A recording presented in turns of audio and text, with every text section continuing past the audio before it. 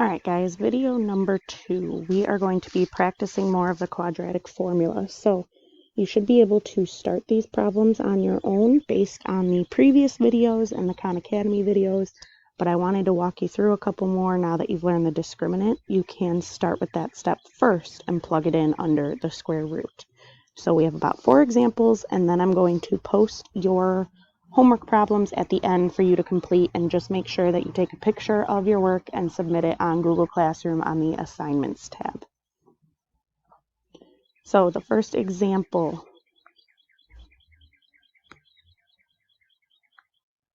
now remember your quadratic formula is x equals opposite of b plus and minus the square root of b squared minus 4 times a times c whole thing over 2 times a. And again, remember, this part right here is the discriminant that we just went over. So if you want to start with that part, you can, and then just plug it straight into the formula. As always, the first thing you want to make sure is that your equation is in standard form. This one is, so we can just start off right away doing the quadratic formula. I'm going to start with the discriminant just so you can see how it's kind of a little bit easier instead of just dealing with this giant formula. So we have a, b, and c. We are going to do 5 squared minus 4 times 1 times negative 6. Same thing as the last videos. I'm going to simplify this first, so that will give you 25. Then you have minus 4, and then 1 times negative 6 is negative 6. So now we have 25, and then this 6 times 4 is going to turn into 24, so this turns out to be plus 24. And then that means that your discriminant is going to be 49. So we should have 2 solutions coming from this.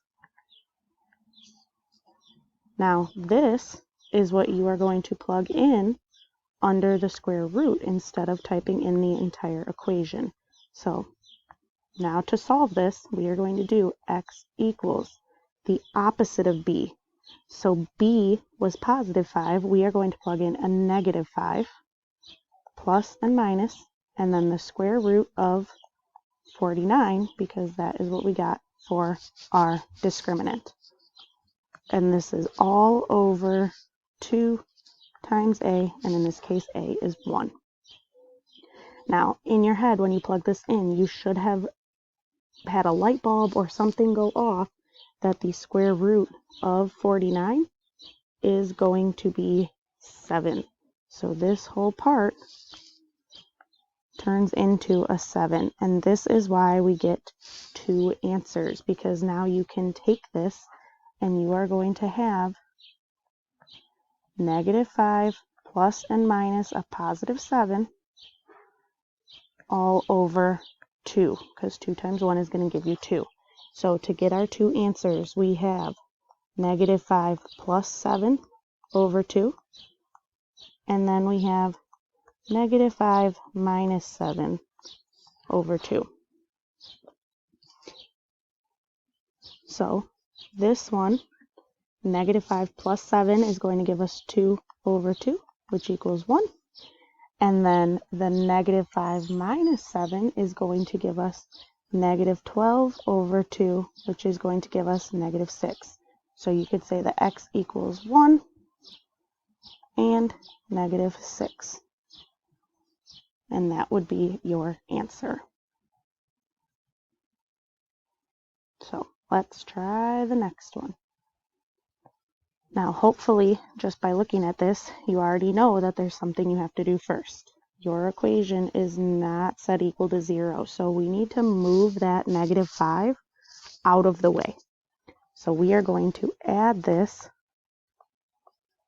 to the other side. And so your equation is now going to be negative 3x squared plus x plus 5, and it is now equal to 0. So we can go ahead and do our discriminant. Again, this is A, B, and C. So we have 1 squared, because B is 1, minus 4 times negative 3 times 5. So 1 squared is going to give us 1. Negative 3 times 5 is going to give us negative 15.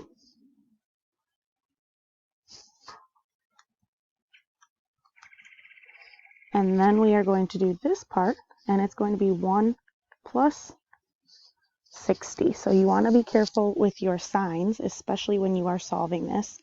And this is going to give us 61, which means we are going to have 2 solutions. So now we are going to use the quadratic formula. And again, I'm going to write it up here just so we have it to refer to.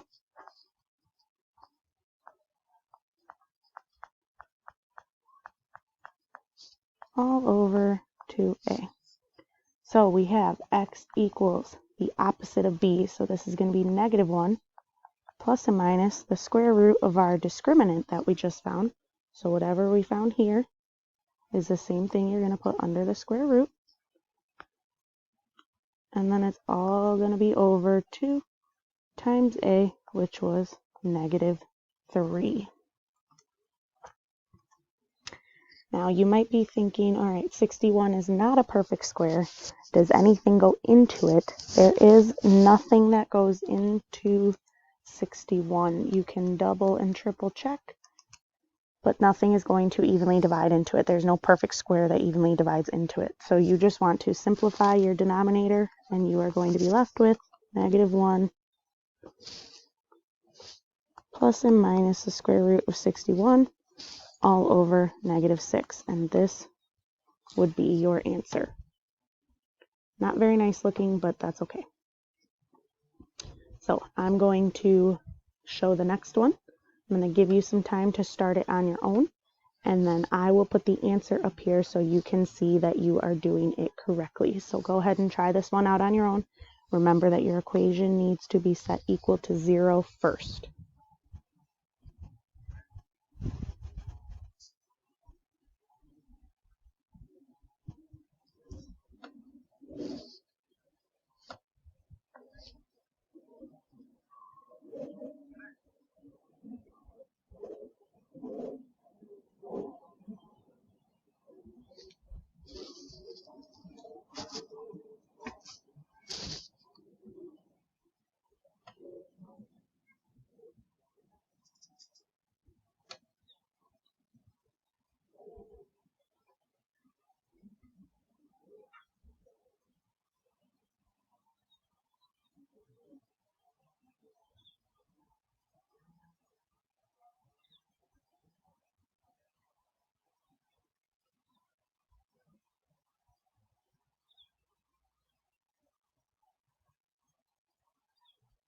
All right, if you do need more time, go ahead and pause this video, because I am going to show the solution next, and I want you to actually try to complete it and get as far as you can before I show you the answer. All right, if you started with the discriminant, you should have gotten negative 39. And from the previous video, we know now that this means there are going to be no solutions, so you do not even have to continue with the quadratic formula because you are not going to find an answer. So you could just stop here and write no solutions. This is one of the benefits of checking the discriminant first rather than just plugging everything into the quadratic formula right away. So for the last example, we're going to do this one together. First thing you want to do is get that negative 16 over to the other side. So we are going to add 16. So we have x squared plus 8x plus 16 equals 0. So we have a, b, and c. And we're going to start with the discriminant. So 8 squared minus 4 times 1 times 16. 8 squared is going to give you 64. Minus 4, this part is going to reduce to 16. And then this is going to give us 64 minus 64, which is going to give us 0. And this is one of our other special cases. So this means there is only going to be one solution, and these are actually pretty simple. Students tend to like this one, or obviously a negative, because you don't have to do as much with the quadratic formula. So when we plug this in to the quadratic formula,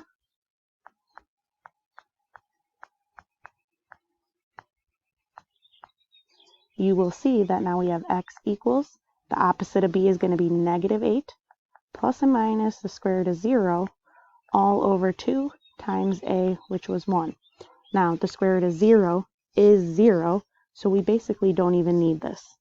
And then you can simplify what's in the denominator. So we end up with x equals negative 8. You don't need the plus or minus anymore. And then that's over 2. And then go ahead and reduce. So you get x equals negative 4. And this would be your answer. Right, so we went over every case. If there were two solutions, if the square root reduced, if the square root did not. If there was no solution, you could just stop. And then if there's only one solution, then you should end up with only one answer. So here is the homework I want you to try. Go ahead and complete these on a separate sheet of paper. Take a picture of it and then post it under the assignment tab of Google Classroom. And again, this isn't going to be due until Wednesday at midnight, but be on the lookout for a review as well. And then, as always, email me with any questions you may have.